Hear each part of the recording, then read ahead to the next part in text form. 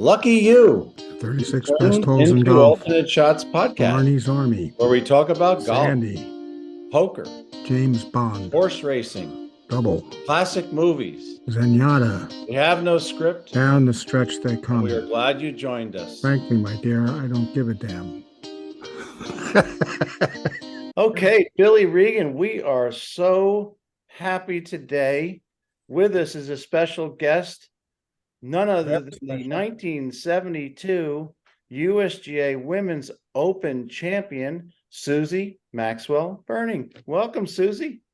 Oh, thank you. It's nice to be with you both. Yeah, Thank you. Felt like we were just with you 2 weeks ago, and we were. You were. Yeah, right? That was a great time at Wingfoot. I sure appreciated them inviting me to their 100th anniversary. That is something else. That's right. And just 50 years ago, you won the Open at Wingfoot, so you're part of the history. Anyway, you're always Has it been that long ago? Oh my gosh. 1972. 50 years ago? Well, in golfer years, it was yesterday. So that's incredible. And I see the picture here I found on the Golf Digest, and somebody was nice enough to share their picture of the autograph you signed on their Wingfoot East scorecard. What do you remember back then? Did you show up at Wingfoot that week and that was the first time you saw the East course, or did you have the opportunity to play there before the Open started? No, that was the first time I'd ever seen it. A very interesting thing. I was with Dunlop Sports, and I believe Paul McDonald was a member at Wingfoot, and he was also CEO of Dunlop out of Buffalo. Well, they were doing some advertising of their golf ball. And now this goes back 4 years before the Open. So that was 1968. For some reason, I happened to be in New York playing some other tournament, and they called me up, Dunlop did, and they wanted to do some press shots of advertising their new golf ball. And believe it or not, Paul McDonald took me to Wingfoot, and the ad, in fact, I have a copy of the ad, and I was going to send it to Brett, who's your historian, and it shows me standing in front of the Wingfoot clubhouse advertising these Dunlop golf balls. And that was 4 years before I won the Open. Now, I had never played Wingfoot then. I just was there for a photo shoot, and then I went off to wherever. Did you happen to use the Dunlop ball when you won the Open? Oh, yeah, I was with Dunlop at the time, yes. Maxwell balls, yes, yeah. The whole thing, ball, clubs, woods? Yeah, everything. Yes, everything, yeah. They paid me a big $3,000 a year. I remember the Dunlop Max Fly with a little blue kind of logo. The dots, the blue dot and the red dot, yeah. I played many of those and lost many of them, Billy. The Max Fly DDH, the dodecahedron design. Yeah, I played either the red dot and the blue dot and the black dot, I think, were different compressions, if I recall. But you came to Wingfoot, unlike a lot of other people. You already won an Open in '68. You beat good old Mickey Wright. I'm sure you were happy about beating Mickey Wright in 1968, right? No, that was a fun experience. Yeah, I had just been married 7 weeks, so my mind probably wasn't on golf that much in the evenings. But I just had fun. I led every day, but I never gave it any thought. You know, it's funny how your mind works. I recall going to the Wingfoot Open in '72. Joe DeFini, I don't know if you guys remember DeFini clothing. Sure. Yep. Well, Joe, I mean, I represented them, wore their clothing and everything, and Joe and his wife had a home in Pelham, which wasn't very far from Wingfoot. I actually stayed with them during that week. And Joe, I had at least two brothers, maybe three. His name was Sal, and Sal wasn't a golfer. And after the first round at Wingfoot, my blazing 79, had dinner with Joe and Sal and family. And Sal says to me, "You're going to have to play real hard or you're going to miss the cut." And, you know, it's funny. It never fazed me. I never gave it any thought. Here's a guy trying to remind me that I'm going to miss the cut if I don't play good. And I never even thought about it. And of course, you know what happened after that. I made the cut. You're absolutely I forgot, what was your second round? Was it like 71 or 72? It was pretty low. I think it was 73, I think. Which and then 76, in the third round, when I had the 76, I could get up and look at the scorecard. But on a par 5, I had 8. I Oh, was boy. 3 over on the par 5, and I was only 2 over for the rest of the holes. Down No, there. this was a backside. Oh, then This- that's the Number 12th 12. hole. The 12th hole. 12th hole. Long And hole. I You do can not see it here on remember. the card. It's called Long John, and it's 500 and probably 15 yards from where you played it, 500 yards. Very long, uphill couple of shots. Yeah, I don't recall, but I made an 8 on it. Yeah, that when I was a caddy as a kid back then in 72, that was the one I dreaded because little legs don't go so far on those 500. I had little legs back then. So back to the Open, Pam Barnett should have won that Open, don't you think? Well, and I think, if I recall, she started out the final round like 2 birdies in the first 2 holes or something, and at one time was 5 shots ahead or more of me. But then, Pam, I can't recall if she'd ever experienced the pressure of an Open, and fortunately I had. And it's like Kathy Ahern, I think, was in contention too. And if I look back at the ones that were in contention, they hadn't experienced it like I had.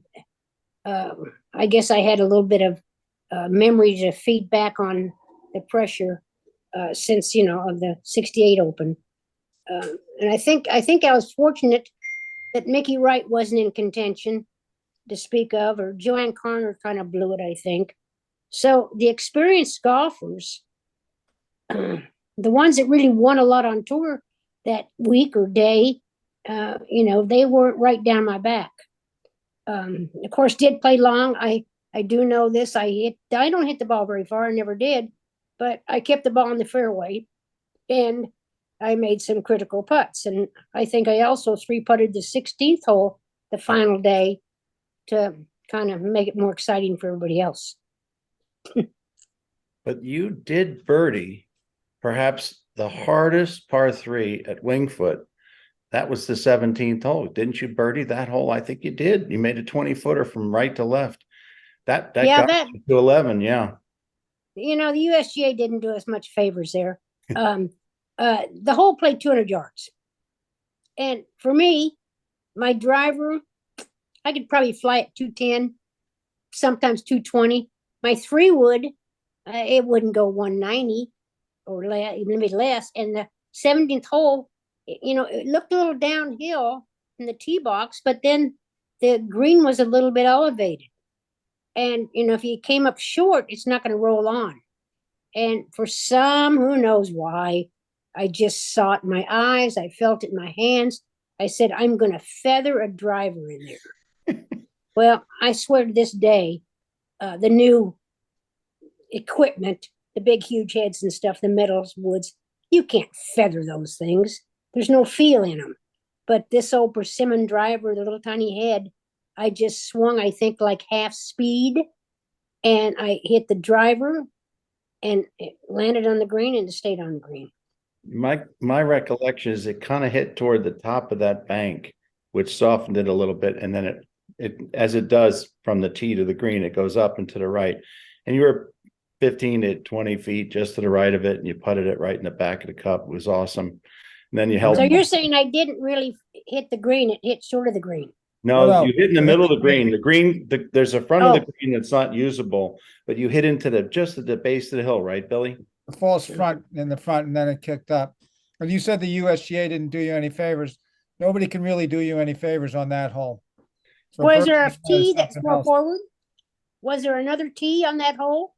In those days, there really wasn't. You were playing, there really wasn't. Today, there's multiple tee options, but, that to me, Marilyn Smith was in one of the practice grounds that we played, my caddy for Mary Mills, who I told you about. Uh-huh. Marilyn Smith said the place to be 4 days in a row is right in front right. And she was pretty much, if you could take it down there and not tee it up and put in the front right of the green, sort of on the fairway in the front right, you can make 3 or 4 every time there. If you're a good putter, you might make 3. No, they didn't really have much of an option like a 170, which could have been an iron play, right? Yeah.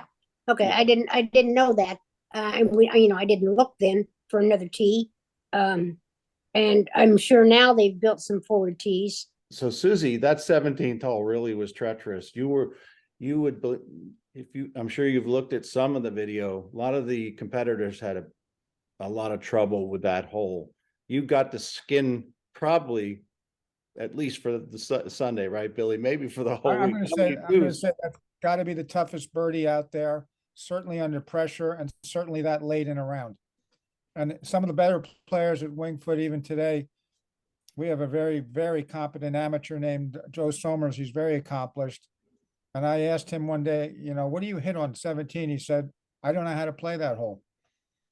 So making a 2 there is absolutely enormous. So we're talking about the 17th hole, and you were going to go refer to your scorecard. I guess you got the scorecard from that Open in front of you. Yeah, and here's what I did on that hole. 17th hole, the first day a par, the second day a par, the third day a bogey, and of course the fourth day a birdie. Well, you So got I was even par for that hole. Nobody was even par for that hole out of the 150 some odd competitors. I guarantee you that. Well, I was. 100 members. You were. And that's why you're the champ. That's why you're the champ.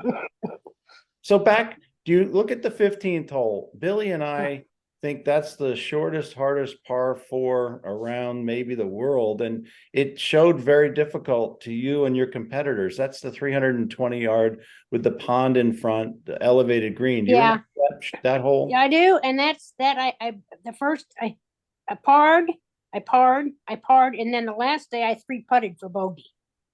Yeah, you hit it down in the front left, and it was a tough, or you had a long putt. Yeah, and I knocked it quite a bit by. Yeah, missed it coming back. Balls don't stop. It's a hard green to read, and 9 times out of 10, if it gets past the hole, it runs out a good distance.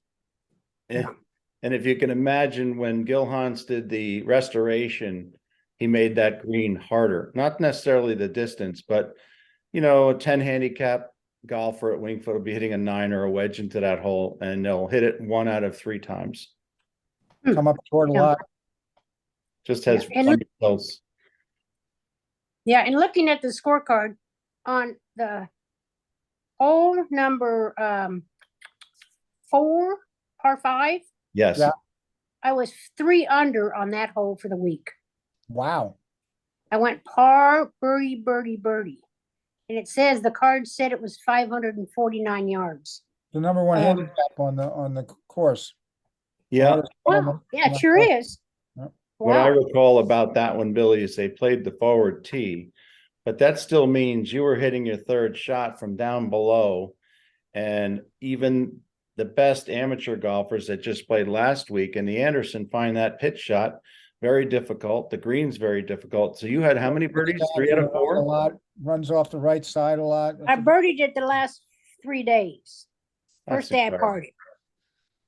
Yeah. Yeah, this is why you won. This is why you won. Yeah, well, and then to go back and holes to their knees. you look at another par 5, and I referred that earlier. Number 12, I went bogey, birdie, 8, and then par. That wasn't your favorite hole. That's the number 2 stroke hole, no? Yeah. Yes, second handicap. You're right. Yeah, I messed that one up pretty good, didn't I? So Join the party. Billy hadn't yet joined Winged Foot back then. He joined a few years later, but I was there since the late 60s. And I again caddied, but so did Neil Christie, he's won the club championship in a number of tournaments at Winged. Very fine player, even till today. He caddied for Judy Rankin. Ah, my best friend. Okay, so you can needle her if you want. Oh, I did. Every time we're together, I said, I'm sorry I took it away from you because, she never won it. She never won an Open. It was that birdie on 17, or you would have been tied. Oh, that's true. Very true. We would have a 4-way playoff. So she 3-putted quite a bit. And Neil's a good player. And he said, after 3 days, we didn't do much back then. The caddies did the old show up, shut up, and keep up. And if you were asked for your opinion, and Neil could read the greens as well as anybody there. And finally he said to Judy after the 3rd round, how many cups of coffee do you have a day? She says 5.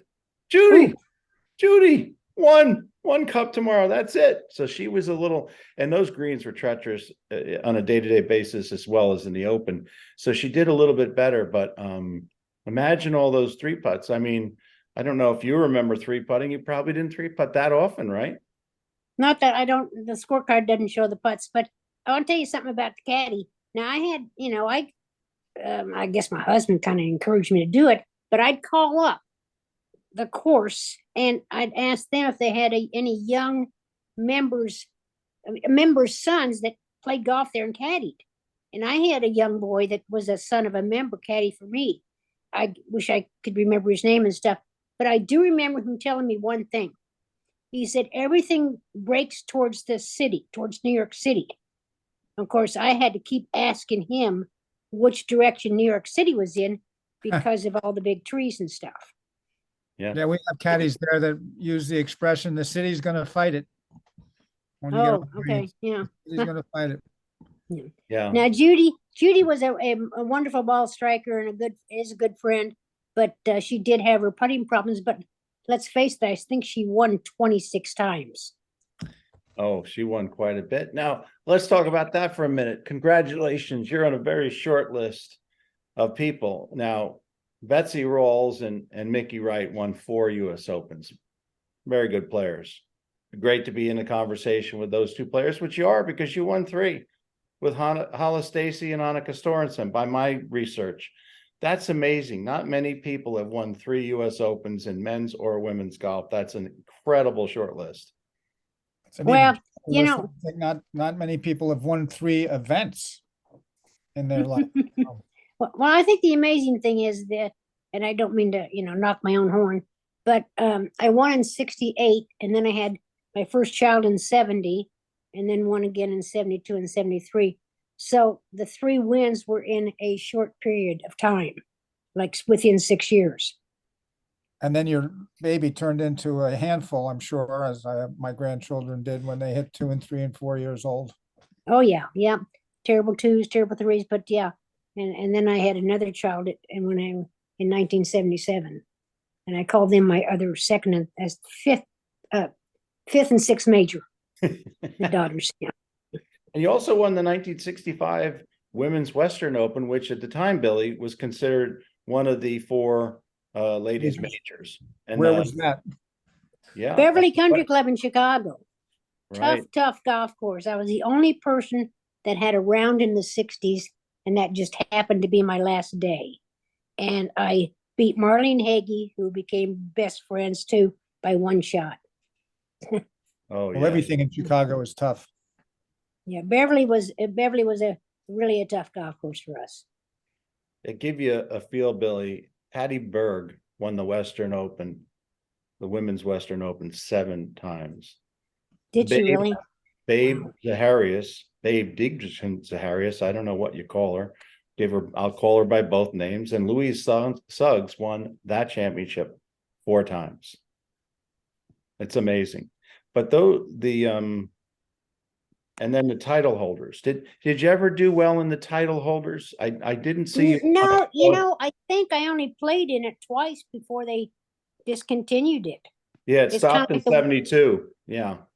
Yeah, and it was kind of like the Western Open, I don't know when it stopped, but I don't think it went into the 70s. I'm not sure.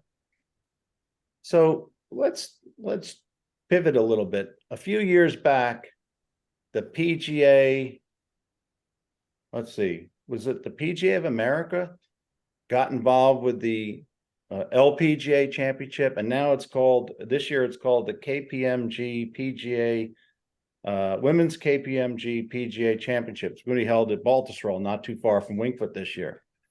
What do you think about all of that? And is it help the women's game? That move, that's now years and years ago, I think. I know. I never did quite. I don't like the name. It's too long, number one.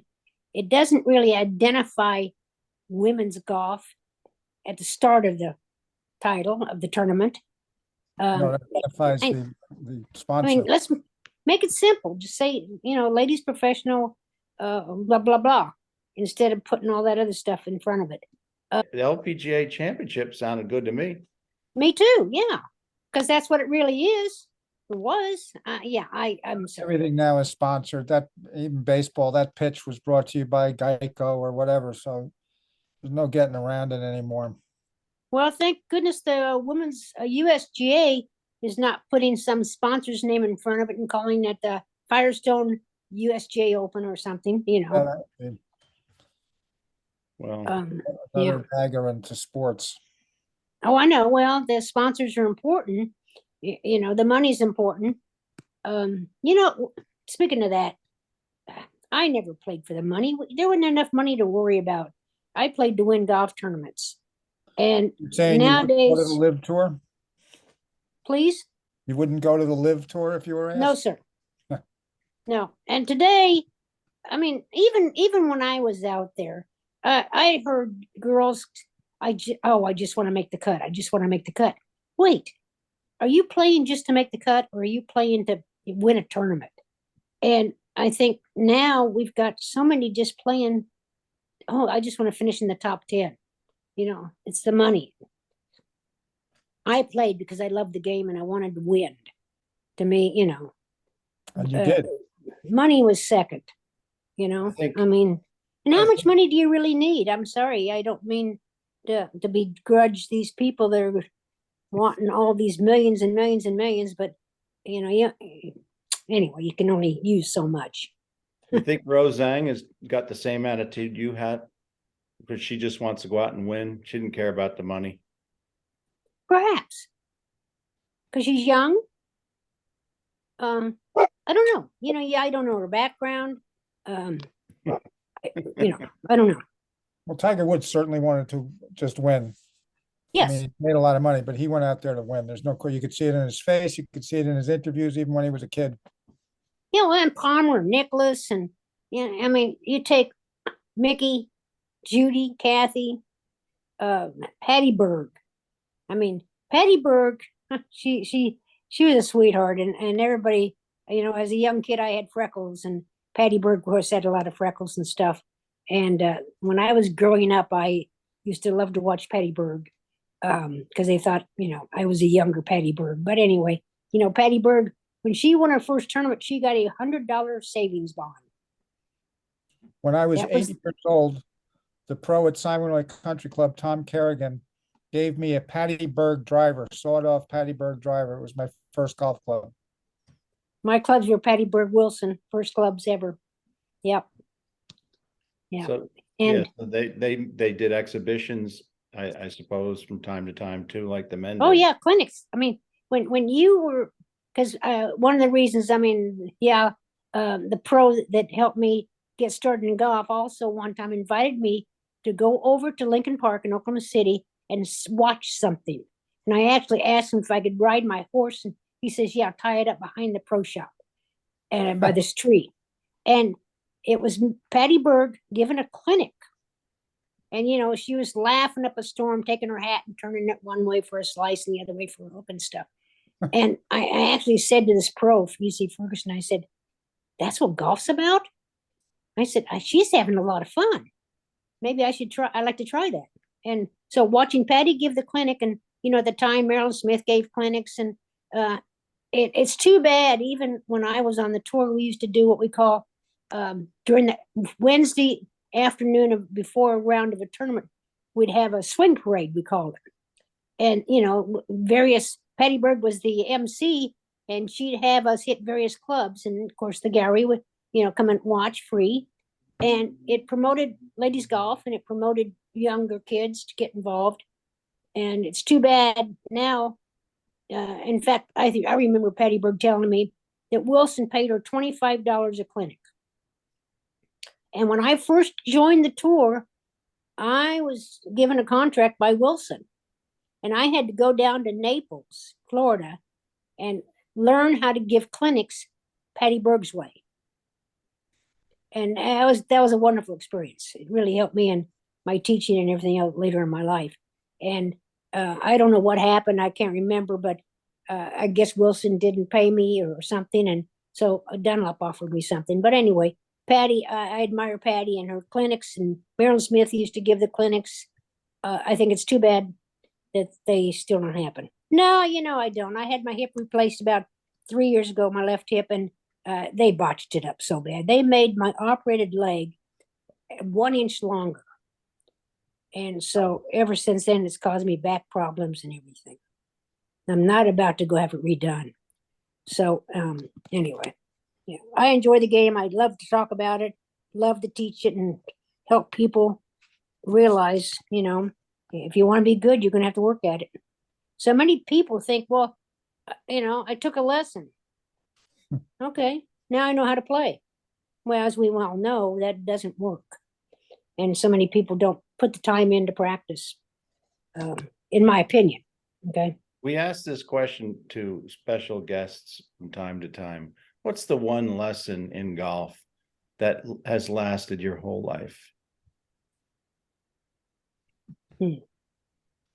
Well, I have to say, gosh, it's the people that I meet in golf. I have never, I swear, met somebody that wasn't a nice, decent person that played the game of golf. Golf teaches us to be humble and to love life, I think, to love the outdoors. I feel sorry for somebody who never is able to experience spending some time outside. And I mean, granted, let's say you work in an office, 5 days a week, and then you go to the gym. Well, maybe we could find a way to put the gym outside or find hiking. I used to do a lot of hiking around here. I love to hike and see things, and I just do. Yeah. Yeah, it's special. Billy and I say to a couple of guys that we've talked with that work at Wingfoot, including the lockermen, the valets. Mm-hmm. Somebody comes to complain, you should tell them go down the road, rethink it, and come back again, because you got it pretty good if you're at Wingfoot, right? Yeah, good if you're on a golf course. Any golf course. Yeah. Being outside, yeah, but Wingfoot is very special. And I tell you what, how many, 800 people came to dinner or the celebration? At least. That was just unbelievable, amazing. Getting 800 people in the same place at the same time, all in a good mood, is harder than in 17 East. But I heard so much great feedback from your clinic with Jeff Ogilvy and Billy Harmon that you left more at Wingfoot in 2023 than you just did 50 years ago. And there are a lot of Susie Maxwell Berning disciples, female and male juniors over there, that are going to remember that day, that Sunday, a couple of Sundays ago, that you spent time with them. That's really something. Well, thank you. I kind of wish I did more and spent more time with them. And there's one little girl I remember. She took her putter and I acted like it was a driver. I mean, I don't know if you call that little girl, but she went after it 99 miles an hour. And I wanted to try and get her and say, let's roll the ball a little bit. We're not going to hit the putt. We're going to roll it, calm her down a little bit. But it was funny watching what, those kids, they had a good time. Yeah. You have a prediction for the LPGA that's being held in a couple of weeks at Baltusrol? Do you have any favorite LPGA pros? I don't know. You think of it this way. You take the U.S. Open that's at Pebble Beach in a couple weeks. There's not any trees to speak of in the way there, and wide open scenery, beautiful but wide open. And then you go back and play a course like Wingfoot or Baltusrol that is very tree lined, and I call it tunnel vision. And some people play a course that is wide open better than they do a course that is tree lined, and because they get, feels like it's locked up, not enough room. They I don't know. They have to steer the ball. Yeah, you're gonna have to take somebody who hits the driver fairly straight. Okay, that's what I mean. I think Wingfoot's the same way. Now I know that they've taken out a lot of trees there, but for the health of the course. But still, you got to drive it in the right place and stay out of the rough. No question. Well, you can see this picture on the right of your name on the screen here, that's no longer there. And where these guys are walking there on the left, there's a bunker now on the 18th East, which is original Tillinghast design, a little bunker there about 80 yards from the green, Billy. Yep. Uh-huh. And then that green comes all the way down to the fairway, much like 18 West. So there's a tremendous false front there, and it makes for a lot of excitement. Oh, yeah, definitely. Yeah. Both 18th holes at Winged Foot are tough closing holes because of their greens. Well, they should be. Yeah, I agree. Definitely should be. Yeah. I know, the go back to the 17th after I buried that one. I think I knew I was in contention, but didn't quite know quite where. But I do recall on the 18th tee, I think was the first time that I'd experienced a few nerves, and I did sky my drive. I bet it didn't go, over 200 yards. I skied it because I think I had a 5-wood to the green. Yep. You had a small-headed club back then. It's hard to tell from a 5-wood and a 3-wood and a driver. The heads were kind of about the same size there, but they were small. Yeah, and I think in the days before I had like 5-iron. Well, walking off the tee box, I had been working with Jim Flick, and I recall Jim telling me that a skied tee ball is still a sign of a good swing. And so that, I think, took the tension that I made a bad swing out of my mind. And then I used to love the fairway woods. So I think I was happy. I was lucky that I had a 5-wood to the green and not a 5-iron. Yeah. Crazy, Yeah, huh? a lot of fairway woods hit at Winged Foot. Oh, it was so soft because of the rain the previous week. The rain was horrible that week. It wasn't so bad on Sunday, but the water was in the ground. Oh, yeah. I had one drive, I think the first day, I had to call for a ruling.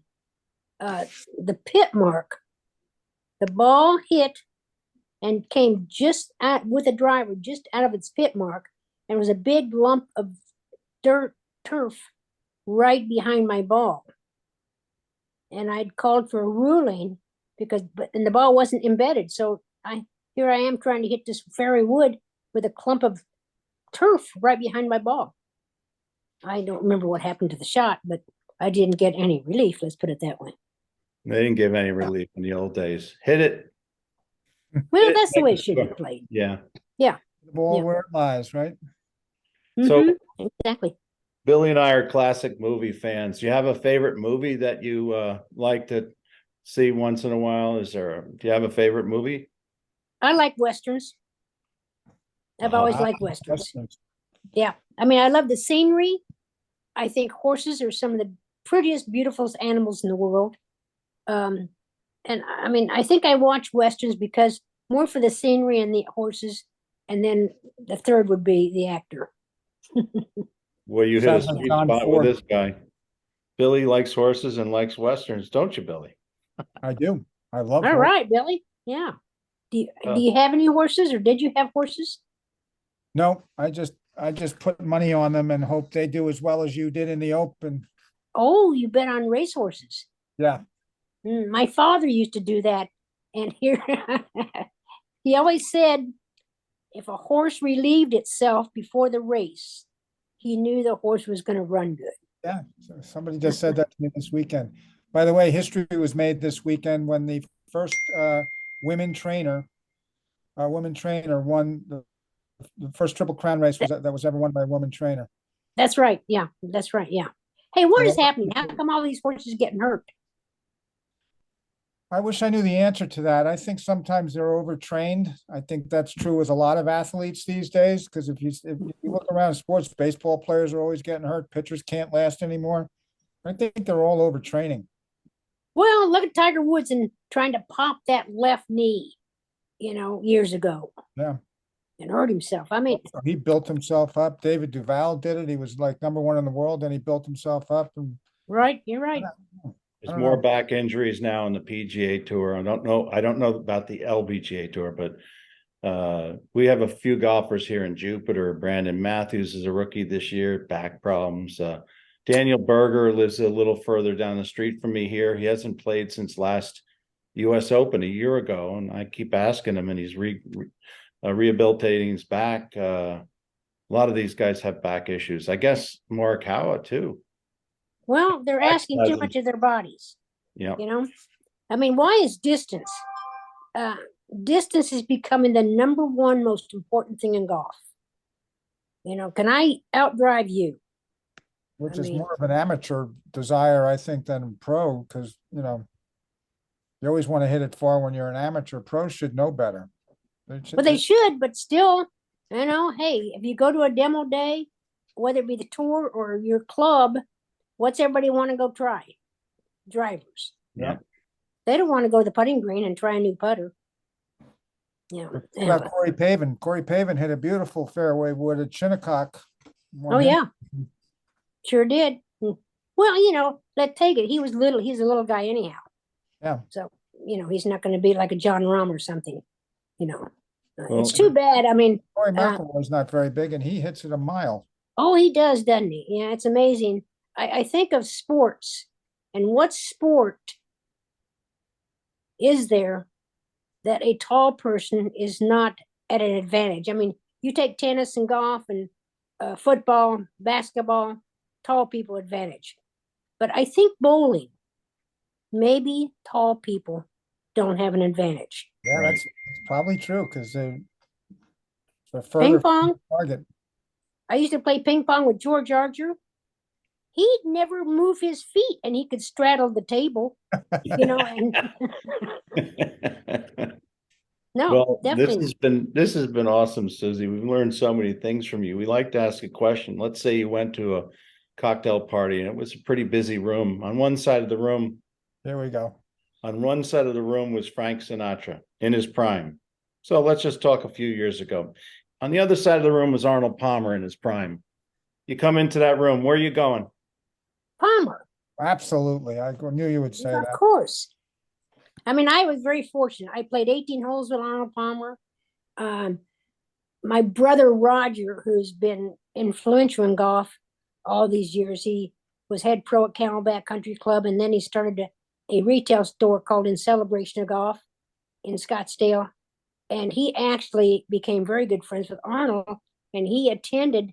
Arnold used to have a big birthday party in Latrobe, and Roger was always invited to that. And he went to the last birthday party. But Arnold was always very nice to me. We, like I said, I played 18 holes with him. Just a peach of a guy. Just a Nice peach to of a everybody. He was a true gentleman.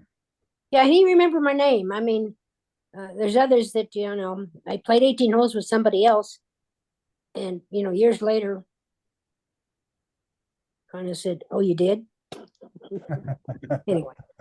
Well, I dare say that everyone that played in your era on the LPGA, on the elite tour, as they call it now for women, they all knew your name. 4 major championships. You competed a lot. You were very tough to beat from 1966 to the early 70s for that 8-10 year period of time. Maybe you were even tougher to beat later. But And you there's made an also impression. 1,500 Wingfoot members who will know your name forever. Well, that was such a fun trip. Thank you so much. Well, we appreciate your time, and but this has been awesome. Any parting thoughts, Billy? I just feel lucky to have been in the company of Susie, Maxwell, Berning. I've had, my brother was a historian at Wingfoot for years, and I found in his effects when he passed away a flag that you autographed. I brought it over to the pro shop, so they have it in their archives. Thank you for Yeah. what you've done for golf and for Wingfoot, and thank you for joining us today. It was an honor. You're welcome. And You wouldn't go to the LIV tour if you were asked? no, sir. No. And today, I mean, even when I was out there, I heard girls, I just want to make the cut. I just want to make the cut. Wait, are you playing just to make the cut, or are you playing to win a tournament? And I think now we've got so many just playing, oh, I just want to finish in the top 10. You know, it's the money.